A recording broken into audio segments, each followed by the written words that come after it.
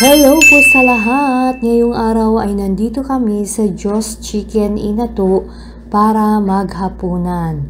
Invited kami sa isang dinner graduation celebration ng aming kamag-anak. So kasama ko yung mga bata and then papasok na kami sa loob kasi nga doon kami sa second floor. Yung kainan nila dito, specialty nila yung manok. Nandito na kami sa itaas pero wala pang ibang tao. Kami yata yung naunang customer na dumating. Yung space nila dito, merong aircon at saka yung hindi aircon.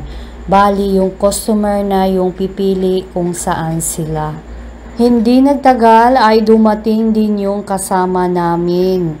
Tapos, pinili namin yung aircon na space dito. Kasi kasama namin yung mga bata para hindi na sila mainitan. Naka-order na kami at habang naghihintay, busy rin yung mga bata sa kanilang mga gadgets. Naglalaro. And itong isa, yan yung kanyang cellphone. Old type na cellphone. Seryoso siya sa kanyang paglalaro at hindi nagtagal na iserve na din yung mga drinks. So, naunang ininom talaga nila yung mango shake.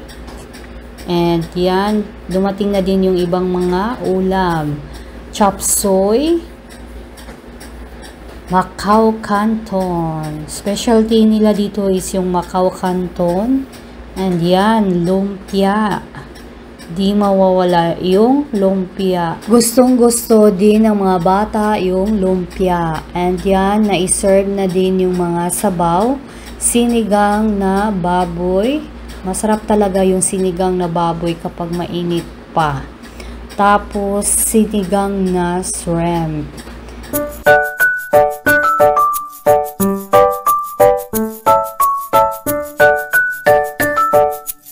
Ito na yung chicken inato nila. Meron sila ditong paa at saka pecho. Depende na sa customer kung ano yung kanilang order. So madami pa din silang ibang klaseng putahe dito na pwedeng ma-order.